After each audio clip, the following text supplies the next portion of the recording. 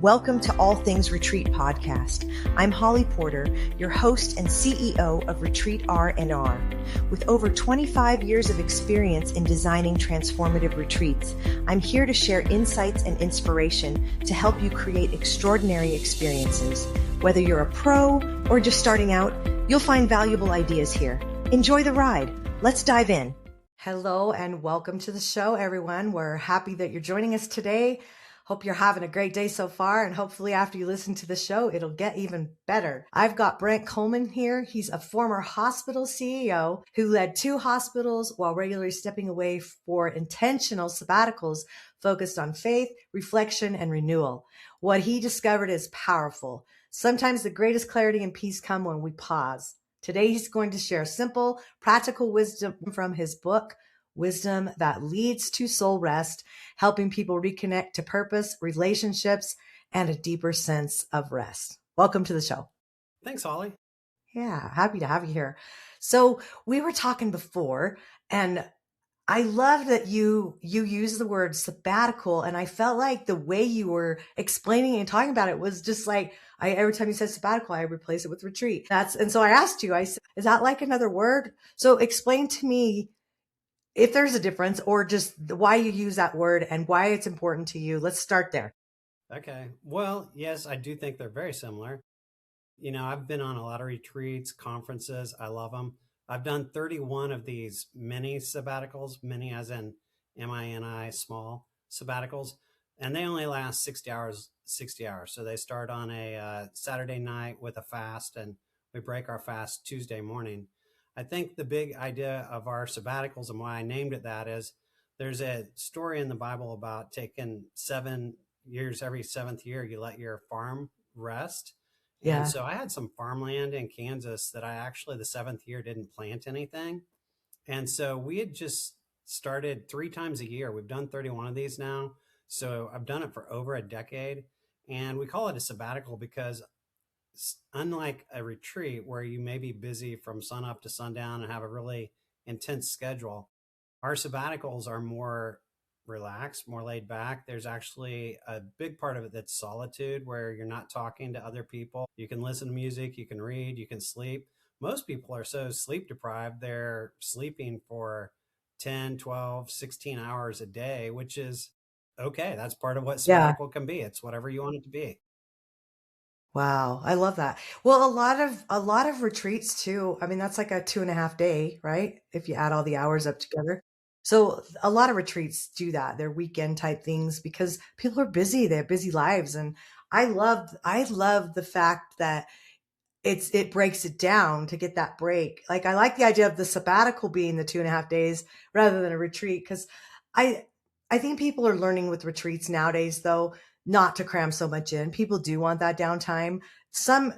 I think every retreat at some way, somehow, transformation's involved in there somewhere. You know, that people are signing up for some kind. If they just want a girls trip, just go shop, put your girls together, go get an Airbnb, go shopping, you know? I mean, but if you want some transformation, I think you can do it. You can do it in a short weekend like that. So, but Some of my best experiences have been retreats, conferences. I mean, they're absolutely wonderful, but I think maybe it's with age that you learn that you can't go as hard and as fast as you used to be able to go. And so you don't want to come back more tired than when you left. And so no. and you want some time to process what you're learning and what you're taking away from it. So Yeah. I really feel like we do a bit of solitude, but we do a little bit of what I call campfire talk.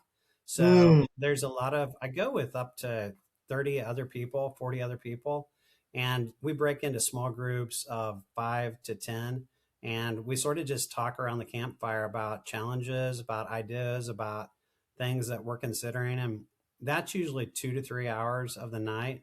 And sometimes the best thing that you take away from sabbatical is the solitude. Sometimes it's the rest, but sometimes it's something you learned at the campfire from someone else.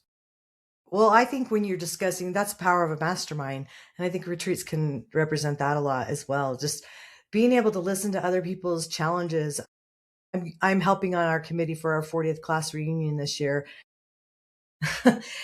We have more in common now than we had in high school. You know, there's people that I don't want to hang out with my high school friends. And it's like, Why? You can, it's so much more relatable as we get older. We have so much more in common and we can learn from each other. At least I hope we do. Absolutely. I In learn the from everybody.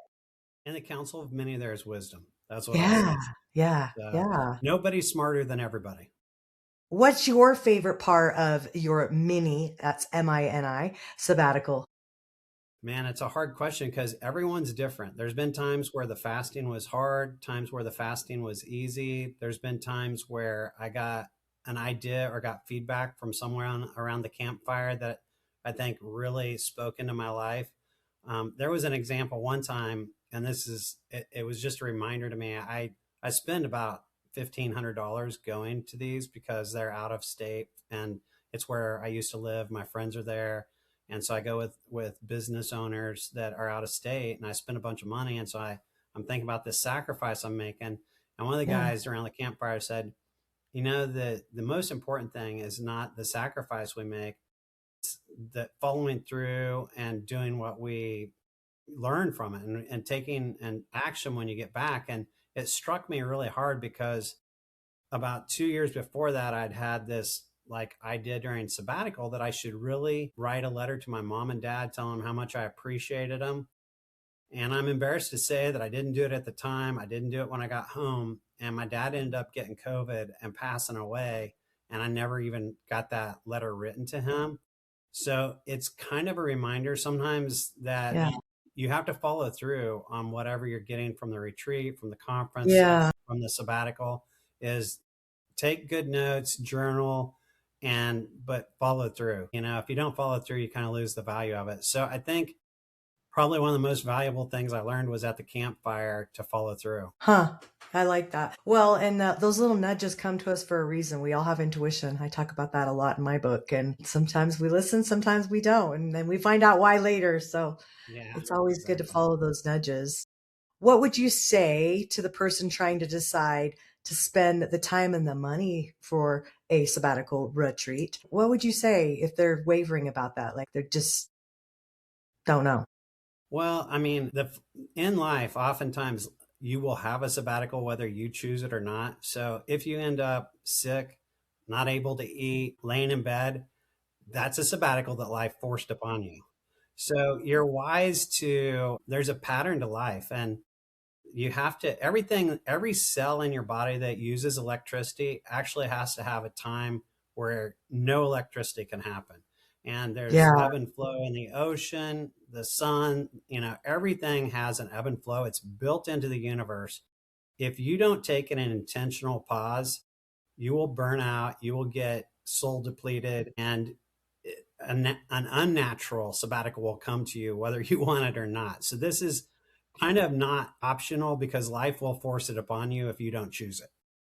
Yeah, no, it will. And I'm a perfect example of that. For those of you that don't know my story, I had a 70-day hospital stay with COVID. So double intubation, trachea, sepsis. I feel like God put me in a coma most of that time so that I would sit still and listen because I was off track and I wasn't listening. And boy, what a better wake up call when you literally cannot hardly move your body. Right. Your mind goes all kinds of places. So I went to That's some pretty cool amazing. places though, by the way.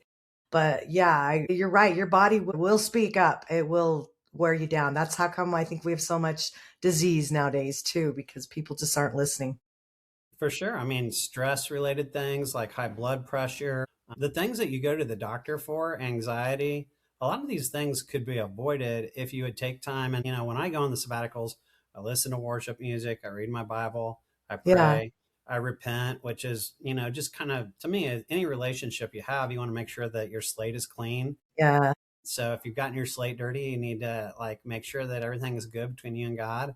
And none of us are perfect, so it's just a good time to. The other thing that's really important is, you know, real bank tellers don't study counterfeit money. They just use real money, and they use it so much that they know when it's counterfeit. And I think one of the big ideas that I have about sabbatical is a lot of people don't know what real peace is. They don't know what the peace, so that when they're trying to make a big decision, they don't have people that they trust, that they know, that have had experience making, that they can go to, they can bounce the ideas off of, and they don't know what real peace is. So if you don't experience true peace through intentional pauses, then you can fall for a counterfeit. Yeah. Well, you're speaking my language. I talk about that too because my whole life, never felt peace until probably a year ago. That was the first time I felt like I had true peace in my life where I could actually go, this is what it is. This is what this looks like. And I can't imagine somebody never having that in their life. I mean, I'm old and has a lot of years to go without feeling peace. So I love that you say that. What would you say, just thinking off the top of your head, what are three things if someone's listening right now and they're thinking, gosh, and maybe they're a retreat leader, they're aspiring retreat leader, but retreat leaders need retreats. Like coaches need coaches. Like we need to practice what we preach. If we're wanting people to come and show up at our retreats and take that time off and be, phone free and everything, you've got to do that in return. Like it's kind of reciprocity, right? So let's say they can't do it right now. They'd like to, but it's not on the schedule. Can't be for a while. Let's think of three things they could do maybe to start a practice just for their own sabbatical in their home. What Yeah. would you say those top three would be for you? Well, I always think, I've never heard it talked about, but I kind of was studying sabbaticals as I was writing my book. And I thought about that there's 6 kinds of sabbaticals. So the first one is a daily sabbatical. Are you taking some time in the morning or the evening to really journal some thoughts, journal gratitude? I mean, there's a ton of studies on gratitude. And if Oh you yeah. keep a gratitude journal, how it actually changes, the wiring in your brain so that you're actually subconsciously looking for things to be grateful for all day long. So you'll have something to write down at the end of the day. Yeah. So there's absolutely a daily sabbatical that you can do, whatever is in your ability. And, always start where you're at. You don't worry about where other people are at or what other people have done. You always just start where you're at. And if it's 1 minute sabbatical, 5 minutes, 30 minutes, you build up from there. You do what you can. But then there's weekly. So, I Hmm. do a weekly sabbatical. And the original Sabbath, if you look at the Old Testament Sabbath, was number one. The Jews start the Sabbath on Saturday night, Yeah. so rest begins with rest. And then if you think about the creation of the world, the 6th day man was created, the 7th day rest, the 8th day they went to work. So the week starts from rest. You don't work to rest. It's not the lover Yeah. boy working for the weekend. It's working from the weekend. And so there's daily, there's weekly, and then I do these 3 times a year, which then I'm living from sabbatical to sabbatical. So if I have a big decision to make, buy a car, buy a house, change jobs, Right. or anything else, I'm getting wise counsel, and I would make a decision for a big amount of money or a big decision that didn't involve other people's input. And it's spending time getting that peace, spending time in solitude and with the Lord, that I can really do that well. And I always know, even if I'm always have another sabbatical coming up. So I never have to think, well, I can't make that decision for a year. If I just Yeah. wait a month, I have another sabbatical, or I just got back from a sabbatical. So the more you do it, the more you're living from sabbatical to sabbatical. I have a friend that we did a retreat with her that I helped support. It was called Work from Rest. That was the name of the retreat. And I love that. It was confusing to me at first. I was like, work from rest. Someone that never would rest like me, it was like, work from rest. I don't know what that means. Now I do. But it was a good one. What would you say to someone who just says, like, I don't have time to rest? Well, I mean, I think I would challenge that, because I would say, how much time do you have on your phone? Do you have the little screen thing that says how long tell me what your iPhone screen time tells me says, Yeah. and prove to me that you're not on your phone for 6 hours a day, or that Right. you're not scrolling, or that you're not on social media, or you're not watching TV. Because what happens is people start equating those things with rest. Like, and it's okay to take just, like a do nothing time but some of those things are not true rest. They're fake rest. They're counterfeits, and they're not going to give you the true peace and the true rest, because your mind's not really relaxing.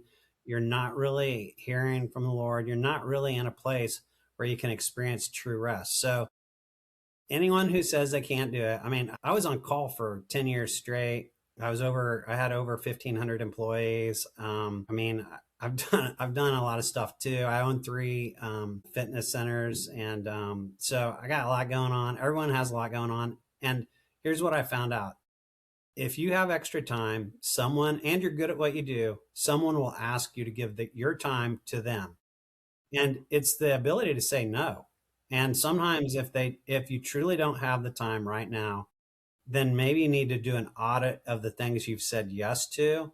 Because if you say no to two or three things that you're currently doing, you may change your life with the capacity that you add to do something like sabbatical.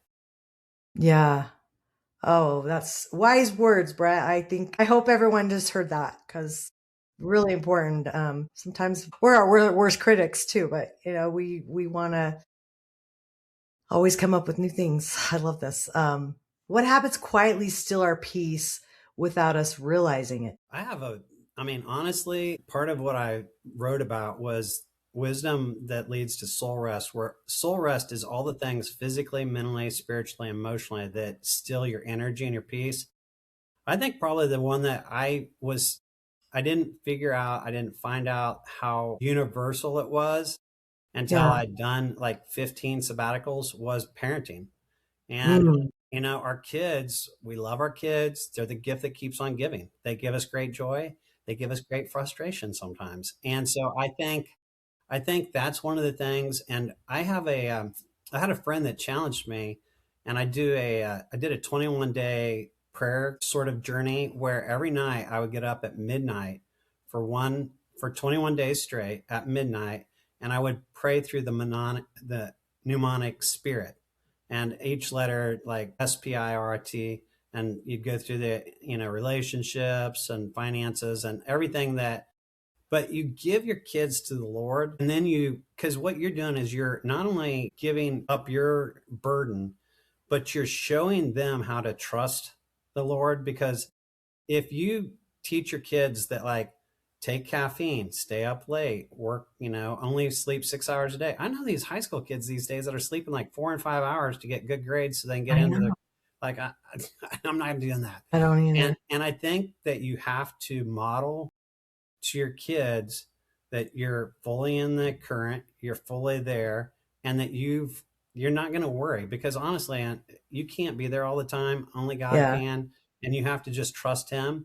And when you start demonstrating that you trust Him, and that when troubles come up, they can trust Him, Yeah. that's probably the number one hidden leak of energy that a lot of parents are experiencing, that they probably don't even realize it. Yeah. Well, I know you had sent me like some things in your chapters of your book. Let's talk about for a minute.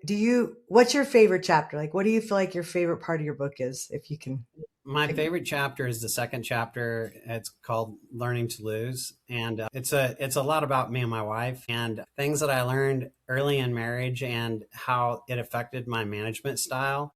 Mm, I'm still kind of ornery, but I used to like to debate and argue, and just for the sport of it a little bit.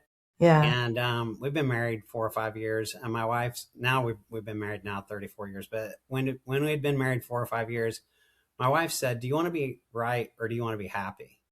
And I love to win so much that I honestly wasn't sure how to answer that question. It was almost like I need to take a day to think about it. Oh gosh. And it's the ultra competitive person doesn't know what to do. Yeah. And then a few years after that, we were kind of debating, like, I'm complaining because we're getting places late. She's complaining because my socks are on the floor. And so I had this, what I thought was a genius idea. I don't know if I read it in a book or heard it on radio or how I found out about it, but I'm like, let's make a list of all the small, tiny things that are little paper cuts of life that are driving us crazy. And on Wednesday morning at 7 a.m., we will give that list to each other, because Wednesday at 7 a.m. is already a bad day. It's hump day. And so it seems like the best day of the week to ruin our lives. But it'll make the other 6 days so much better. So it's worth it. And so the very first Wednesday list, we're going through the week, and she starts complaining about something. And I'm like, put it on the Wednesday list. And I start laughing. And then I start to attack on something. She's like, put it on the Wednesday list. So that Wednesday morning, that first Wednesday list, I wake up, I'm rushing around to get to work, and I haven't been writing my notes of all her infractions.